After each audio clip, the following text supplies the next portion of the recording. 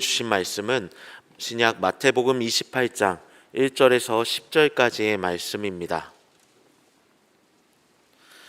마태복음 28장 1절에서 10절까지의 말씀입니다. 이는 살아계신 하나님의 말씀입니다. 함께 받들어 읽겠습니다.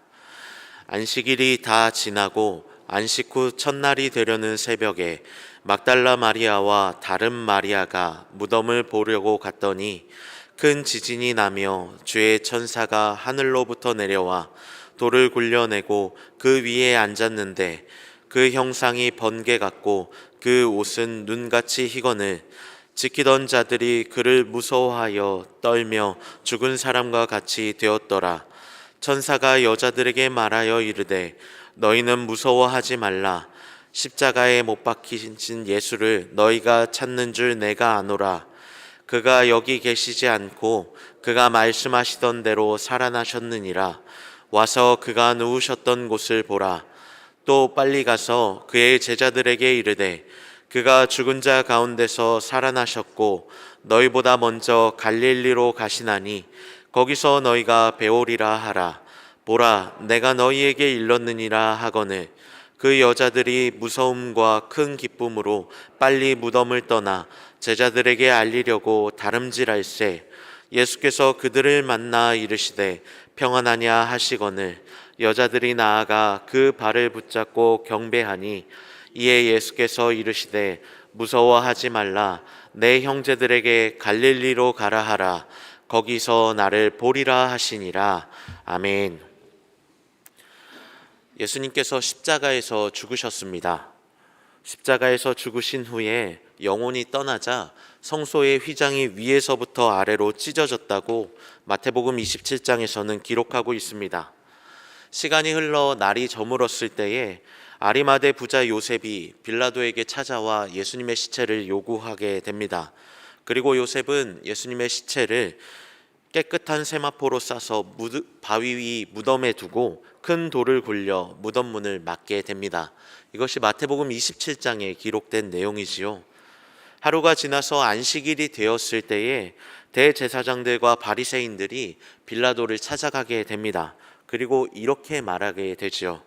저 속이는 자가, 저 예수가 사흘 후에 다시 살아나겠다고 했는데 그것은 불가능하니 혹여나 제자들이 와서 시체를 훔치고 그들이 예수님이 부활하셨다라는 소문을 낼까 걱정된다. 그로 인해 나쁜 결과가 생길 수도 있다.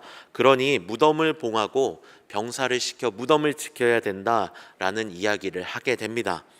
빌라도는 그 이야기를 듣고 병사를 시켜 무덤을 봉하고 난 뒤에 경비병들을 세워 지키게 명령했습니다. 그렇게 마태복음 27장의 이야기가 마무리가 되면서 오늘의 본문 28장이 시작하게 됩니다. 오늘의 본문 마태복음 28장 1절 말씀을 우리 다시 한번 한 목소리로 읽어보겠습니다. 안식일이 지나고 이레의 첫날 동틀 무렵에 막달라 마리아와 다른 마리아가 무덤을 보러 갔다. 오늘의 본문의 첫 시작은 안식일이 지나고 이레의 첫날 동틀 무렵이라는 말로 시작합니다. 안식일이 지나고 난 뒤에 첫날이 되려는 새벽이죠. 예수님께서는 금요일에 죽으셨습니다. 이 금요일을 그래서 저희는 교회의 전통을 따라 성금요일로 지키고 있습니다. 이 날이 첫날입니다. 그리고 금요일이 지나고 난 뒤에 토요일, 이것이 안식일이죠. 그리고 이 안식일이 지난 다음 날이 바로 우리가 지키고 있는 주일입니다.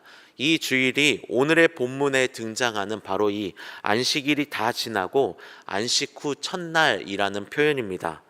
이 주일 새벽에 막달라 마리아와 마리아가 예수님의 무덤으로 찾아갔던 겁니다. 안식일에는 규정상 사람들이 움직일 수 없기 때문에 일정 거리 이상을 걸어갈 수가 없기 때문에 이 두 여인은 안식일을 꼬박 지키고 그 안식일이 끝나고 난 뒤 새벽까지 기다린 후에 무덤을 향해 갔던 겁니다. 그 이유를 마태복음에서는 단지 예수님께서 여인들이 예수님의 무덤을 보러 갔다라고 표현하고 있지만 다른 복음서에서는 예수님의 시체에 향품을 바르러 갔다라고 기록하는 약간의 차이는 있습니다. 결국 이 여인들이 무덤에 갔던 이유는 예수님의 시체에 향품을 바르는 일을 하기 위해 갔던 것이죠. 본문의 시작 속에서는요, 시간의 흐름만 나와 있진 않습니다. 안식일, 다음날 주일 새벽이라고 기록되어 있지만 사실 이 시간 가운데는 이 두 여인의 긴박한 기다림, 갈망하는 기다림, 걱정되는 기다림이 숨겨져 있습니다. 안식일에는 앞서 언급했듯이 노동을 할 수가 없었습니다. 결국 꽤 오랜 시간 동안 이 두 여인이 예수님의 무덤에 가기 위해 기다렸다고 우리는 해석해 볼 수가 있죠. 그런데 이 장면 속에서는 제자들의 이름이나 모습이 기록되어 있지 않습니다. 유일하게 기록된 이름이 막달라 마리아와 마리아, 다른 마리아라고 기록되어 있을 뿐입니다. 다른 마리아는 예수님의 어머니입니다. 그런데 이 마리아, 오늘날 우리가 듣기에는 그냥 그런가 보구나 하지만 사실 이 당시에 마리아라는 이름은요, 굉장히 흔한 이름이었습니다. 오늘날 우리의 언어로 이야기한다면 이렇게 이야기할 수 있을 것 같습니다. 국어책에 등장하는 영의 정도라고 말이죠. 굉장히 흔한 이름, 누구나 썼던 이름, 그 이름이 바로 마리아라는 이름입니다. 그런데 이 흔한 이름을 가진, 그것도 여인이 2명 등장하고 있는 이 본문 속에 이 두 여인은 굉장히 큰 역할을 감당하고 있습니다. 예수님의 부활 소식을 전하는 일을 하고 있었죠. 오늘 우리가 보고 있는 복음서는요, 마태복음입니다. 마태복음은요, 이 마태가 유대인들을 향해서 기록한 복음서입니다. 유대인의 문화 배경 속을 이해하면서 기록했던 복음서라는 뜻입니다. 그러면 이 복음서를 이해하기 위해선 유대인들의 문화에 대한 이해가 좀 필요하겠지요. 유대인의 문화 속에서는요, 죄송한 표현입니다만 여인들은 사실 인격적으로 존중받지 못한 시대였습니다. 그러면 복음서를 기록한 마태 또한 이 문화를 이해하고 기록했을 거라고 추측해 볼 수 있습니다. 그런데 참 신기하게도 오늘의 복음서 마지막 28장에는요, 두 여인의 이름이 기록되어 있습니다. 너무나 흔한 그 이름, 마리아라는 이름을 쓰고 있는 두 여인입니다. 그런데 이 두 여인에 대한 이름을 언급하면서 마태복음서는요, 너무나 놀라운 문학적인 구조를 갖고 있습니다. 우리가 잘 알고 있는 수미상관 구조인데요, 마태복음 1장의 시작은요, 이 예수님의 족보로 시작하고 있습니다. 그리고 나서 족보 이후에 예수님의 탄생을 언급하면서 하나님이 우리와 함께하고 계시다라는 임마누엘을 기록하고 있습니다. 그런데 이 예수님의 족보에는요, 당시 유대인의 문화로 이해할 수 없는 여인들의 이름이 기록되어 있습니다. 다말과 라합과, 기생 라합이죠, 룻과, 그리고 또 우리아의 아내 밧세바라는 이름도 언급되어 있지 않습니다.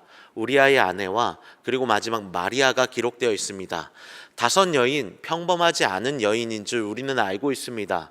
이 5 여인과 하나님이 우리와 함께 하시다라는 시작으로 마태복음 1장이 기록되어 있다면, 오늘 우리가 읽고 있는 마지막 마태복음 28장은요, 너무나 흔한 두 여인의 이름, 마리아의 이름과 그리고 예수님의 마지막 지상명령, 내가 너희와 세상 끝날까지 함께 할 것이다 라는 임마누엘의 약속으로 마태복음서는 마무리하고 있습니다. 즉 마태복음 1장과 28장 이 두 가지 내용을 살펴보면, 마태를 통하여 우리 주님께서 저희에게 향하신 하나님의 마음이 무엇이냐, 그것은 바로 흔한 이름, 그 당시 무시받던 이름, 그 여인들의 이름을 기록하며 알려주고 있는 말씀, 하나님께서는 우리 모두에게 임하시는, 모두에게 찾아오시는 하나님이심을 알려주고 있는 본문입니다. 그와 동시에 알려주고 계신 것, 특별한 어떤 누군가를 위한 그 사람을 위한 것이 아니라 우리 모두와 함께 하고 계시다라는 약속이 바로 오늘 우리가 읽은 본문 속에, 그리고 마태복음 1장 속에 숨겨져 있는 하나님의 마음이라고 할 수 있습니다.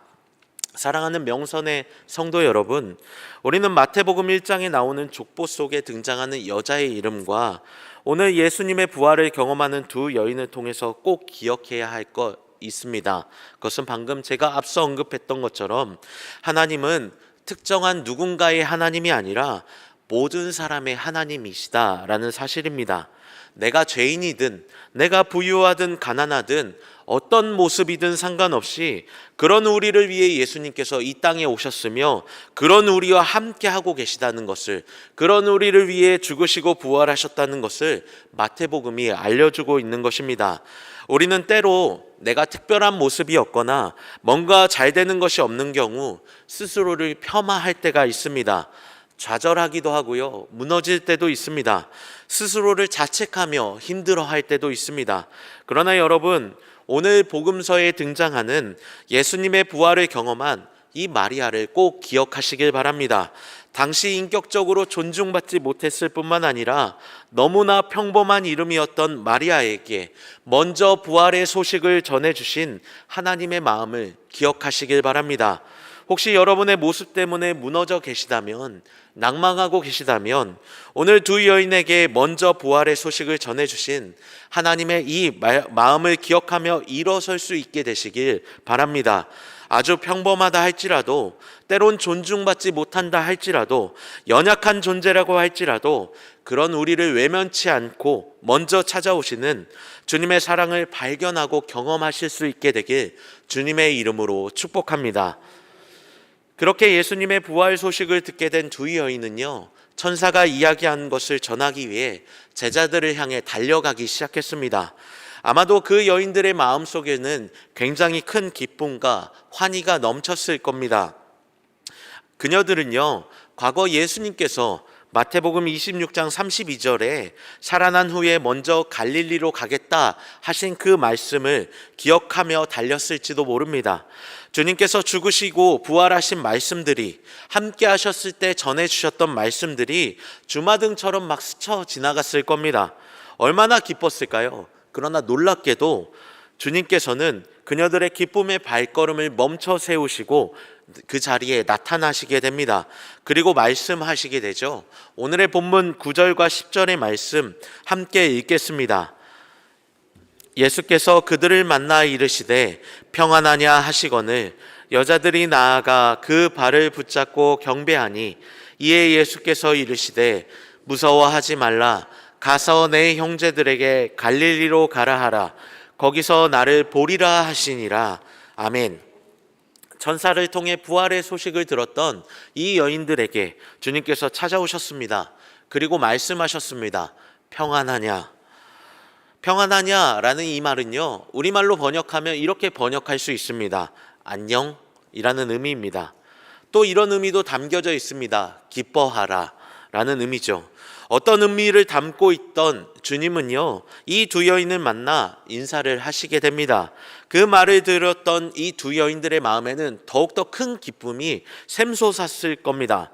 이 두 여인은요, 우리가 읽진 않았지만 17절에서 예수님에 대해서 의심하는 사람이 있었음에도 불구하고 이 두 여인은 그렇지 않았습니다. 주님을 향해서 조금도 의심하지 않았습니다. 오히려 주님의 발을 붙잡고 경배하기 시작했습니다. 그러자 주님께서는요, 이 두 여인들을 향해서 무서워하지 말고 형제들에게 갈릴리로 가라. 그곳에서 나를 만날 것이다 라는 이야기를 전하라 라고 이 두 여인에게 말씀을 전하게 됩니다. 본문에 기록되어 있진 않지만 16절에 제자들이 갈릴리로 간 것을 보아 아마도 이 두 여인은 곧장 제자들을 향해 가서 이 예수님의 말씀을 전했을 거다라고 우리는 추측해 볼 수 있을 겁니다. 예수님의 무덤에서 천사를 통해 부활의 소식을 듣고 그 부활의 소식을 전하기 위해 가는 길에 예수님을 만나고 곧장 제자들을 향해 달려갔던 겁니다. 이 여인들의 행보를 보게 되면요, 우리가 발견할 수 있는 사실이 있습니다. 그것은요, 하나님의 은혜가 또 다른 은혜의 출발점이다라는 사실입니다. 두 여인은요, 주님과 함께하며 주님의 말씀을 듣고 살았습니다. 그런데 주님과 동행했던 여인들은 주님의 십자가 사건 이후에 무덤으로 가게 되었습니다. 슬픔의 발걸음이었을 겁니다. 길고 긴 기다림의 시간도 있었지요. 그 시간을 지나서 무덤을 향해 갔던 겁니다. 그런데 바로 그곳에서 천사를 통해 부활의 소식을 듣게 되었습니다. 쉽게 이야기하면 오늘날 우리의 표현으로 은혜를 받았다라고 볼 수 있는 것이죠. 은혜를 받은 이 두 여인은 즉시 은혜에 반응하며 천사의 말을 따라 제자들을 향해 달려가기 시작했습니다. 그런데 바로 그곳에서, 천사의 말을 따라 달려간 바로 그곳에서 주님을 만나는 더욱더 놀라운 은혜를 경험하게 되었던 겁니다. 은혜가 또 다른 은혜의 출발점이 된다는 것을 우리에게 알려주고 있는 것입니다. 혹자들은요, 길고 긴 고통의 시간 속에서 놀라운 은혜를 경험하고 회심하는 경우가 있습니다. 이미 신자였던 경우에는 하나님의 부재처럼 느껴지는 그 시간에 기다리고 기도하며 하나님의 놀라우신 은혜를 경험할 때가 생기기도 합니다. 두 여인이 천사를 통해 부활의 소식을 경험하게 되었던 것처럼 우리 일상에 찾아오는 하나님의 놀라운 은혜를 우리 또한 경험할 때가 있습니다. 그런데 바로 그때 두 부류의 길로 나뉘어지는 경우를 발견하곤 합니다. 한 부류는요, 그 은혜를 뒤로하고 그 자리에 멈춰서거나 다른 길을 선택하는 경우이고요. 또 한 부류는 이 여인들처럼 즉각적으로 은혜에 반응하며 하나님의 말씀을 따라 달려가는 부류가 있습니다. 전자는 우리가 읽진 않았지만 11절부터 15절에 나오는 대제사장들과 장로들, 군인들의 경우일 것입니다. 예수님의 부활이라는 엄청난 은혜가 그들에게 찾아왔음에도 불구하고 그들은 그 길을 선택하지 않고 당장 눈앞에 보이는 것들을 선택하며 나아갔습니다. 그 결과 오늘날까지 예수님의 시체를 제자들이 도둑질했다라는 말이 유대인 가운데 퍼지는 결과를 초래하게 되었습니다. 욕심으로 인해서, 자신들의 생각으로 인해서 하나님의 역사를 방해했던 겁니다. 그에 반해 이 두 여인은 어땠을까요? 은혜를 경험한 이후에 즉각적으로 반응하며 달려갔던 이 두 여인은 예수님을 직접 만나 더 큰 은혜를 경험하게 됩니다. 부활 소식을 전함으로 예수님의 마지막 지상 명령을 듣게 되었을 것이며 사도행전의 역사 속에서 놀라운 주님의 제자로서의 사명을 감당했을 겁니다. 한 부류는요, 자신의 생각을 따라 반응한 결과 하나님의 역사를 방해하는 일을 하게 되었고, 또 한 부류는 하나님의 말씀을 따라 반응한 결과 더 큰 은혜를 경험하게 되는 출발선에 설 수 있게 된 것입니다. 사랑하는 명선의 성도 여러분, 우리는 모두 하나님으로부터 놀라운 은혜를 경험하였습니다. 구원의 은혜, 기도응답의 은혜, 인도하심의 은혜 등 말할 수 없는 은혜들이 아마 이 자리에 계신 여러분 모두에게 있을 줄 압니다. 그렇게 이 새벽을 깨워 이 기도의 자리에 나와 오셨겠지요. 바라기는 바로 지금부터 새로운 은혜의 출발선이 될 수 있음을, 그 출발선에 설 수 있게 됨을 기억하시길 바랍니다. 받은 은혜를 기억하며 받은 말씀을 기억하며 바로 그때 그 시작이 새로운 은혜로 나아갈 수 있는 출발선에 선 것임을 기억할 수 있게 되시길 바랍니다. 바로 그때 내 생각으로 반응하지 않고 순종함으로 하나님의 말씀을 따라 반응할 수 있게 되길 바랍니다. 우리 모두가 그렇게 주님의 말씀에, 주님의 은혜에 반응할 때 새로운 은혜의 출발선에 서게 되어 더 놀라운 은혜를 경험하게 될 것임을 기억하며 나아갈 수 있게 되길 주님의 이름으로 축복합니다. 그런 우리의 선택을 통하여, 그런 우리의 반응을 통하여 하나님의 크신 역사가 더욱더 펼쳐져 갈 것임을 기대하고 기억할 수 있게 되는 명선의 모든 성도님 되시기를 주님의 이름으로 축복합니다. 주신 말씀 생각하며 찬송가 324